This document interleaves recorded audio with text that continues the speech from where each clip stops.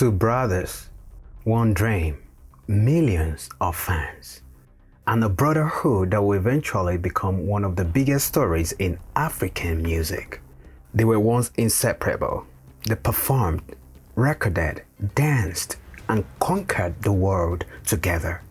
But then, at the height of their success, something happened that nobody expected. They separated. So how did two boys from Jos become one of Africa's biggest musical duos? And why did P-Square eventually fall apart?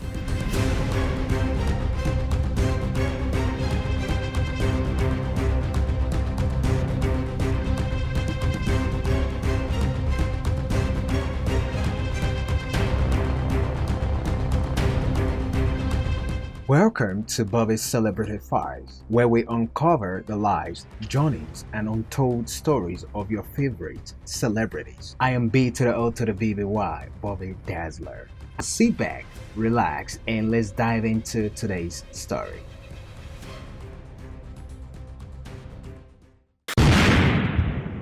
Peter and Paul were born on November 18, 1981, in Jos, Plateau State, Nigeria.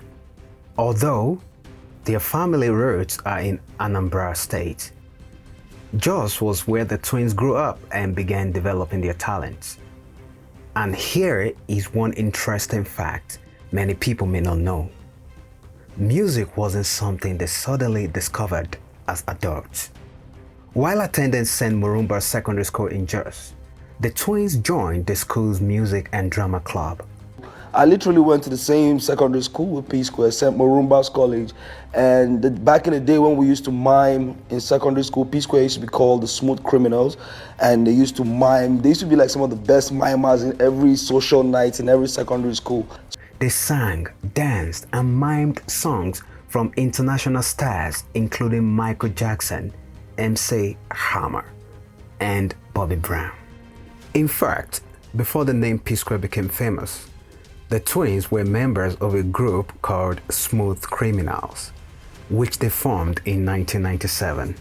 The group eventually broke up, but Peter and Paul continued together.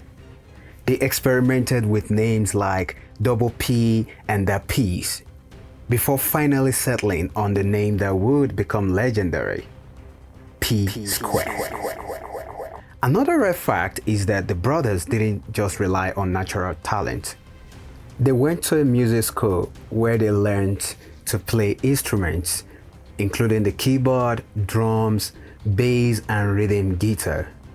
In 2001, P-Square entered the Grab That Mic Talent competition and won. That victory helped them secure sponsorship for their first album. But here are some interesting facts you should know about their victory in the competition. They formed a fresh group just 30 days before the event. They rehearsed only for 2 days in Jos.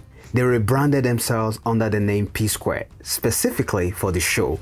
Practically, they begged the talent scouts for a late audition slot after being told they missed the deadline.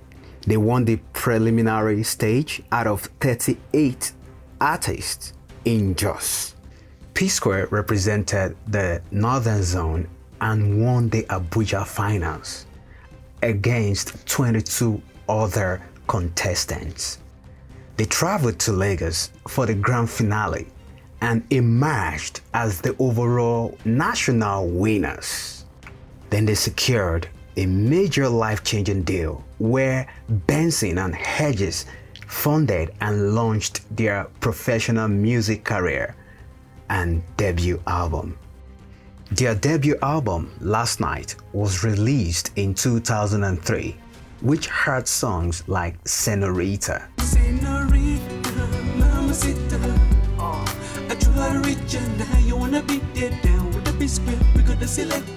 Kulu,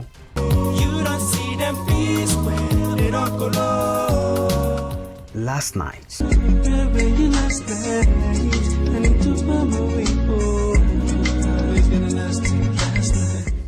but it was their second album, Get Squared, released in 2005 that truly changed everything.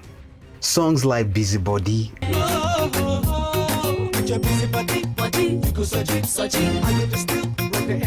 and Temptation This not temptation, with a little confusion. helped transform P-Square from promising young musicians into Nigerian superstars. And then came Game Over in 2007. Their album produced massive hits such as Do Me, Now the way you dey do me, you don't wonder. No One Like You, Roll It, and It No Easy. Cause it's not easy, yeah. To the sing and the dance and the people they rejoice, yeah. My brother. It became one of the defining Nigerian albums of its era and reportedly sold more than 8 million copies worldwide. But P-Square were not just singers. One of the secrets behind their success was their ability to combine music, choreography, and visual performance. Their dance routines were heavily influenced by Michael Jackson, and their music videos often looked more like international productions than the typical Nigerian videos of the time. Their success continued with albums such as Danger in 2009, The Invasion in 2011, and Double Trouble in 2014. By this point, P-Square had moved beyond Nigeria. They collaborated with major international names including Akon, Rick Ross, T.I., and Jermaine Jackson. While their songs traveled across Africa and into international markets, in 2011, they also signed a deal with Akon's Convict Music, another major indication of how far their influence had reached. Their achievements were equally impressive.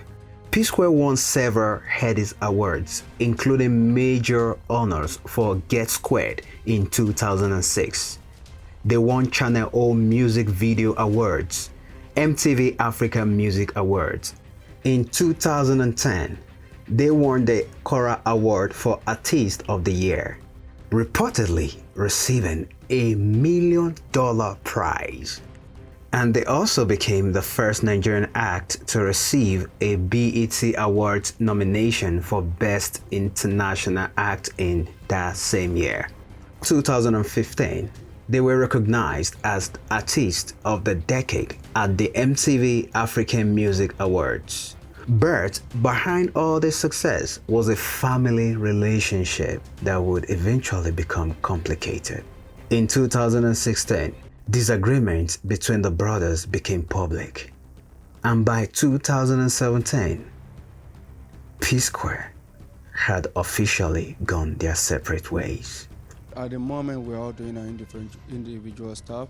Trust me, I think it's more easier for me now because I'm in charge. I'm in control of myself. I'm in control of my band. Peter continued as Mr. P, while Paul became known as Rude Boy. For several years, fans watched the twins pursue separate careers, while many hoped they would eventually reunite. In 2021, the brothers reunited. You guys had a little rift not too long ago. Everything was settled. It's settled now. What was it about? Was it to do with money? Was it to do with family? Was it to? I'm gonna be very. The truth is not about the truth. It has nothing to do with money. It has nothing to do with women. So it has to do with the music, the song selecting the album. You know, because there are some songs he prefers and some songs I prefer. And this thing has happened before. Okay. During the days of Do Me. Okay. Same thing happened. You remember during the days of Do Me, I never liked Do Me. I never liked. Are you serious? Yes. In fact, you did a good act. Someone liked it. How we finally ended up in selecting that song with Jude now, because we had about 30, 20, 28 songs. Say, Peter, choose your best five. Paul, choose your best five. Paul's best five, Do Me was inside. I never selected it. So that was how we released that album. Although Paul won, because in that album, No One Like You No One Like You, Ifunanya. Ifunanya. Those are all his own Most of selections. his own selection went far, but mine was more like the Roll It was the one, More Than a Friend wasn't, you know. So those are the things that it happens in every album. So, you know the truth. Let me be very honest. That's why it's called Truth. This whole fight quarter between is for the fans. Okay. And for their millions of fans, it felt like a dream come true. The twins embarked on a reunion tour, performing on the same stage and giving fans hope that one of Africa's biggest music duos had finally found its way back home. But beneath the reunion, old wounds may not have completely healed. Fast forward to August 2024, and the shocking news broke. PSQUARE had split again. Paul Okoye, popularly known as Rude Boy, confirmed during an interview with City FM that PSQUARE was no longer together. According to Paul, his twin brother Peter, popularly known as Mr. P, had told him that he was no longer interested in continuing with the group and wanted to quit. And this time, the problems went beyond music. Paul spoke about creative differences. I was being accused of keep saying that he's the dancer, I'm the singer. I was accused of such. But I know whenever I go to airport, people see us together and say, are you the singer or the dancer? I didn't know it was touching him. Disagreements over their roles within the group and unresolved issues surrounding their past. He explained that after their reunion, he wanted the brothers to share creative responsibilities more equally and avoid repeating the mistakes that contributed to their earlier split. There was peace, there was everything, but I needed the mistake of all that stuff not to happen. And all of a sudden, him, the same thing again, saying he's no more doing. Okay, fine, you're not doing. Okay, fine. Okay, that means what's going to happen now? So In fact, the one I even had was, he told me in his face that, in fact, he wants to quit. I said, okay, can we make it public? No. What would that happen? When I go solo, they'll call me the bad person. But things became even more complicated when financial and management issues entered the picture. Paul revealed that he had been invited by the Economic and Financial Crimes Commission, EFCC, following a petition involving him and their elder brother, Jude Okoye. I was invited by the EFCC. A petition against me and my other brother. And I did not expect, I never thought it would come to this part. I thought it was just music thing. Then next thing, people are telling me, what did you do? Somebody say you're going to go to jail 20 years. They're going to lock you up. What did I do? Paul maintained that after an investigation, he was cleared of financial wrongdoing. These were serious claims, and they added another layer to an already complicated family and business disputes. When I knew it was a bit kind of serious was when I said, you have to get the shorty, you have to get the lawyer, you have to get this. I said, Whoa. what? Whoa. Okay, I did everything. Whoa. Then what then happened? 1 month ago, they called me, they called him, they called my other brother. Said, first of all, we have to say that after all investigation, Paul is innocent, first, and Paul is cleared. Everything you accuse him of, we've done an investigation now. And Peter was not going to remain silent. That same August, Peter responded publicly, accusing Paul of diminishing his contributions to PSQUARE and arguing that the success of the group was a product of their combined efforts. He also expressed frustration over what he perceived as repeated attempts to portray him simply as the dancer, while Paul was regarded as the singer and songwriter.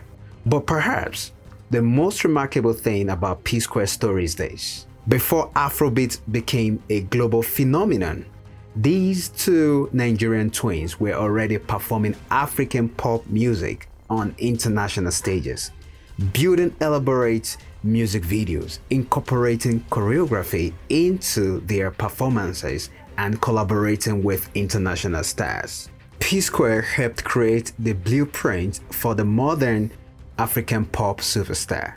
From schoolboys in Jos to smooth criminals to PSQUARE to international performance, their story remains one of the most fascinating and complicated chapters in entertainment history.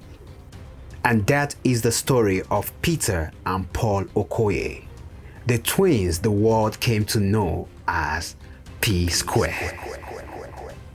Thanks for watching.